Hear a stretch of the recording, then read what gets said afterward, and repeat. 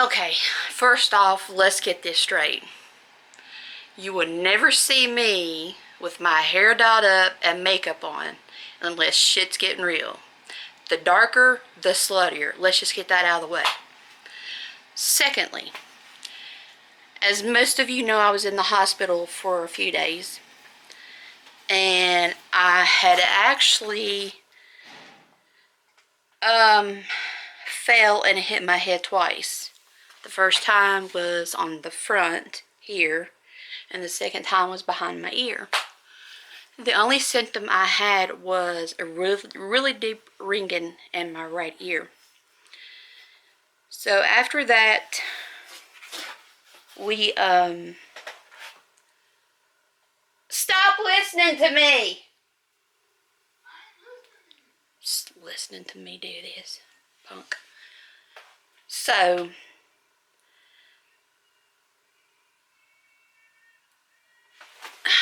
I got all of my tons of paperwork here. So within 5 days, I had the 2 concussions. And I didn't have any pain with them. The only thing I had was really deep ringing in my ear, in my right ear, which my hearing is off because of loud music from the time I was a kid. So I didn't think anything of it, and I went to the doctor for a routine checkup, and she changed some of my medicine. And I guess I was on it for about 2 days, and I was walking through the hallway and just stumbled and fell, and Daryl was laughing and said drunk. I said I never drink. And the next day I got up and I had to pull myself up on the dresser, and then I had to hurriedly step over to the dryer and the washer, and I thought, is it my lower back that's giving me trouble? So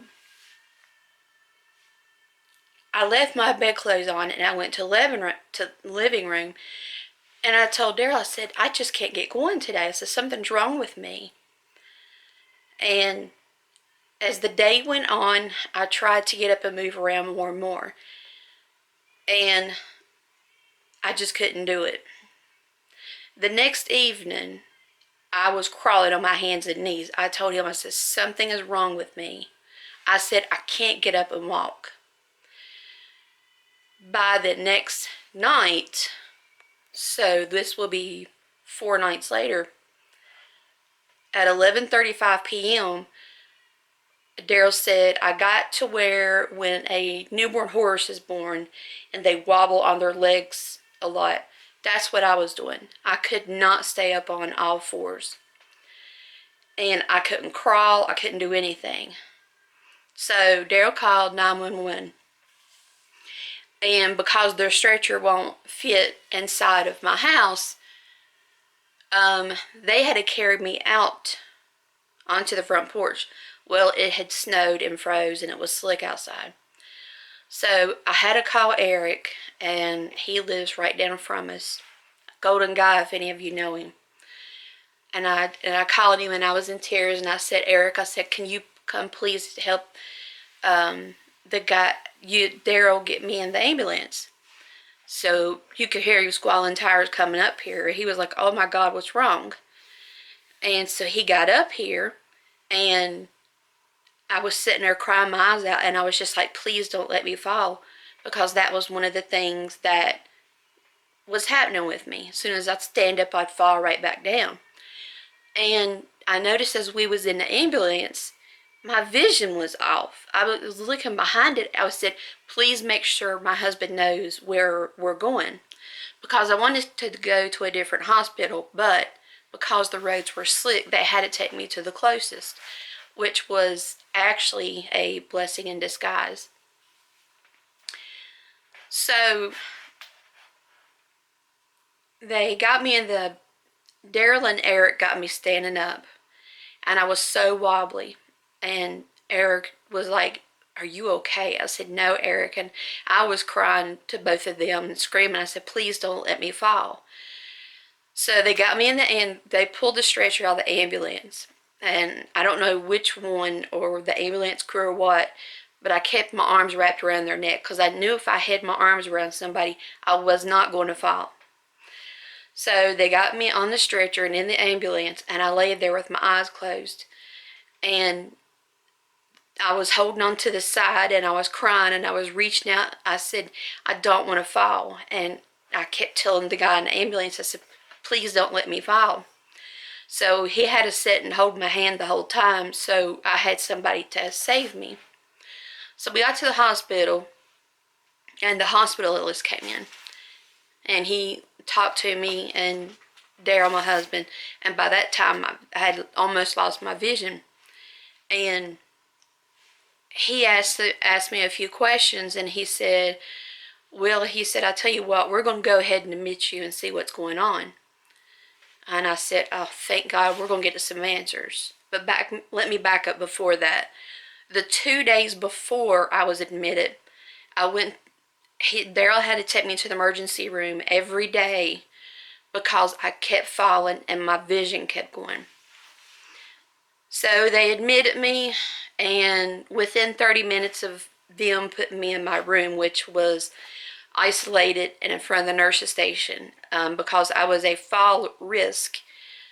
If the alarm went off, if the pressure was let off my bed, the alarms would go off and they would have to come in my room fast.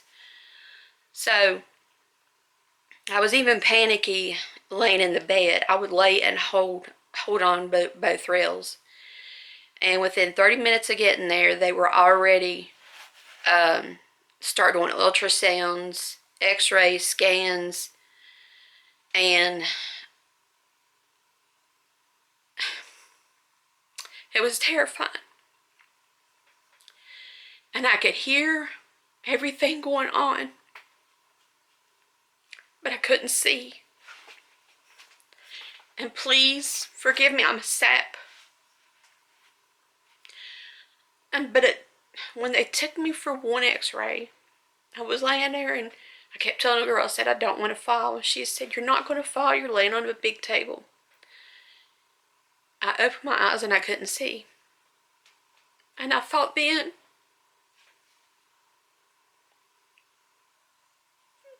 if the rest of my life is like this, all I have is memories. So, I've never believed in God, and most of y'all know that.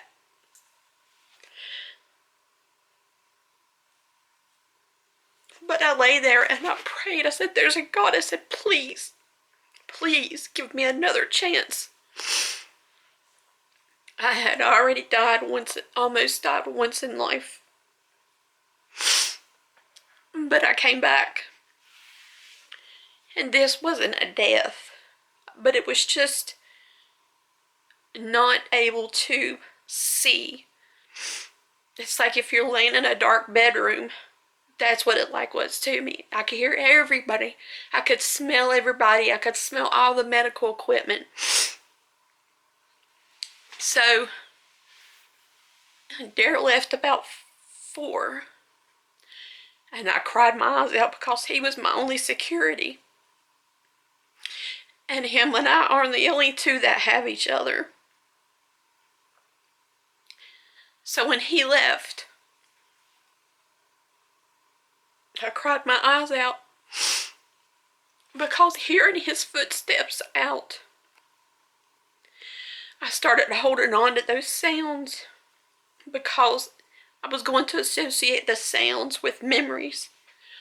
He was probably wearing his blue jeans and his black and red jacket. And I hated that Will's a pullover because he always threw it on the chair. And so I kept crying and I said, I'll never fuss about that pullover ever again where he puts it. I don't care if he puts it in the middle of the living room floor. Just let me see again. So that was at 4 o'clock and I cried and cried and cried, and they finally came in and gave me some I had a vein in my IV, and I didn't even go to sleep. I was so emotionally invested in this. So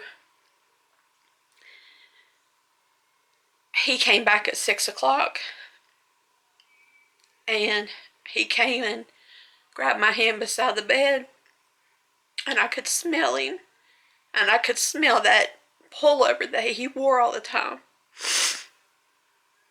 And I grabbed it and felt it, and I was like, yep, that's what he's wearing. And he said he lay down on the couch for a little while to sleep. He said he didn't sleep really because he was worried, so he fed Alice, checked on her, and went back to the hospital.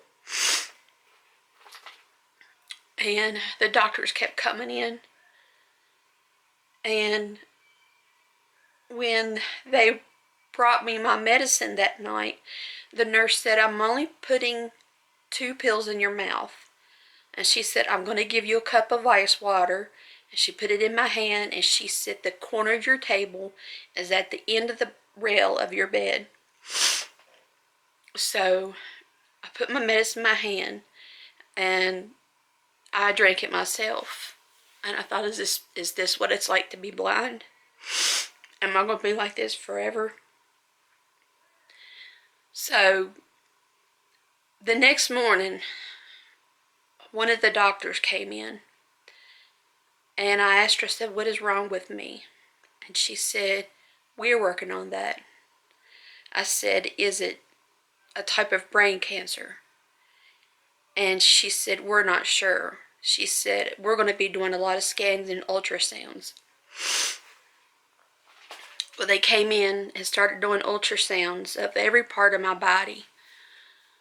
I mean, even my female organs, and just every part of my body. And the most painful one was on my neck, to see if I had any blockages or anything. And at my rib cage, the very bottom, that hurt so bad. So later on that evening, I could see a little bit of light, and I was like, okay, what's going on here? And the doctor came in, and she said, are you feeling better? I said, I feel better, but I couldn't just see barely a little bit of light. And so she said, okay, she said, get some sleep. We'll run some more tests tomorrow. So that was the big test the next day. And it was a full body MRI. And so they started with my head and went all the way to the tip of my feet. And I asked the girl, I was like, can you go in my records and tell me what they have found? When my mom died of leukemia and my dog had gastritis and I had preeclampsia and HELLP syndrome, I became what they call a health nut. I read every book, every website, everything I could about the conditions. So she went and snuck and looked, and she said, well, I can't say yes or no, but it's not snowing outside, is it? And I said, I can't see. And she didn't touch me. She said, I'm not touching you, Emma. And I said, no.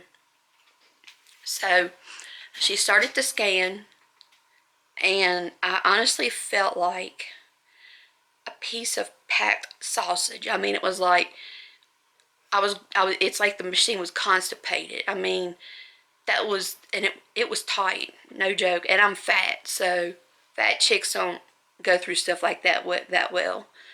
And I kind of made it funny to them because they have a stressful enough job. And I yelled at her, and I said, I said, margarine or olive oil will make this a lot easier for me and you both.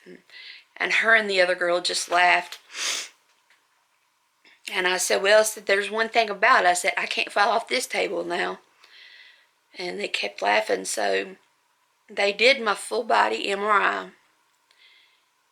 And the doctor came in my room, and she That was the next morning. She came in my room, and I opened my eyes, and I could see, and I said, I can read, I can see what time it is.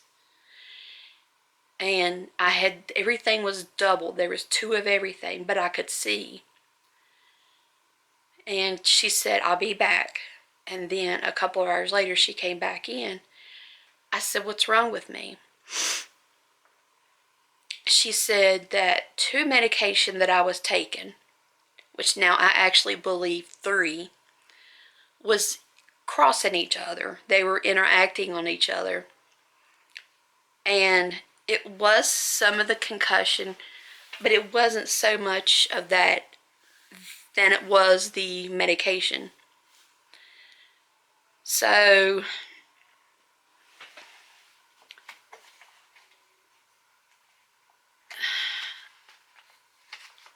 on the paperwork here, I have to follow up physical therapy. Well, I got discharged from the hospital, but before they would let me go, I had to pass the eye test, and I had to walk to the bathroom and come back. So I did all that, and I was fine. So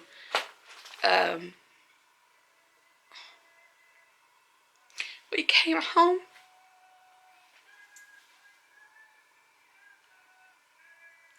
I'd never been so happy to see home in my life.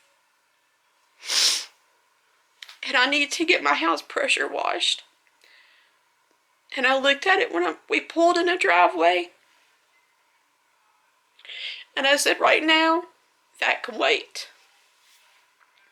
I said, because you matter to me, my husband.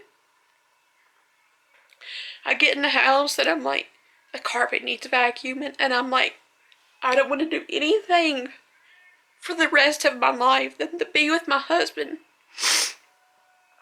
Because it had gotten to him too.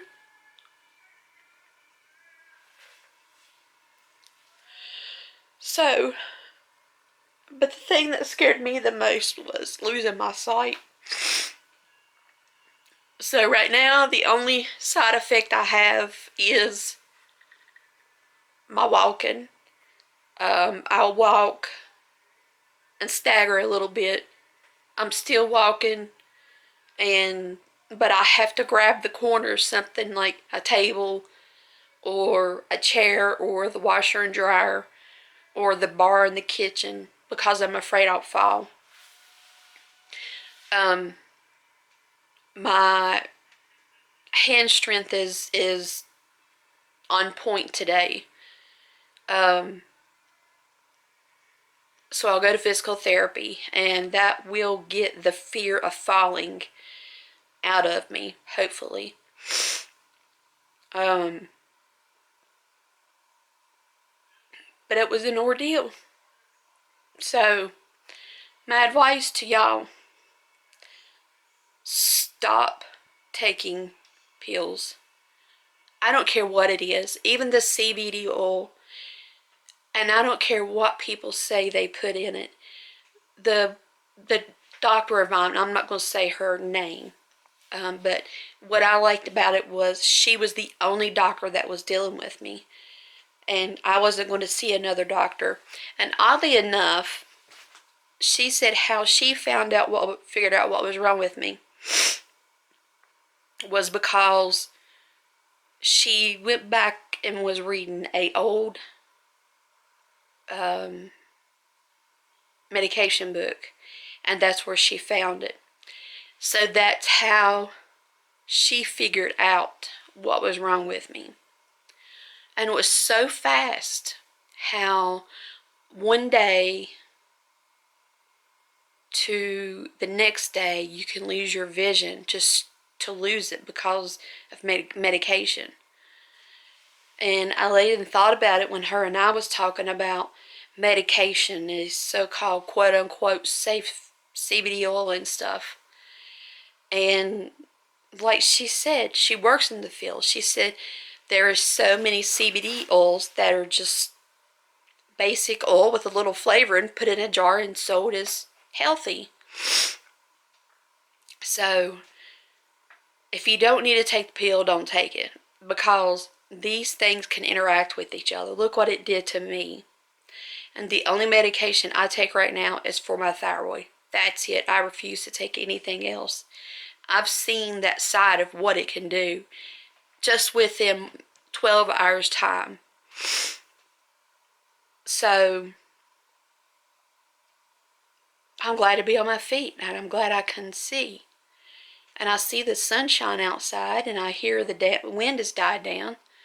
So I do believe, and it's my husband's birthday, I do believe it is a good day for a ride on a four-wheeler. So hopefully it's going to be pretty at the creek. So let's go have some fun.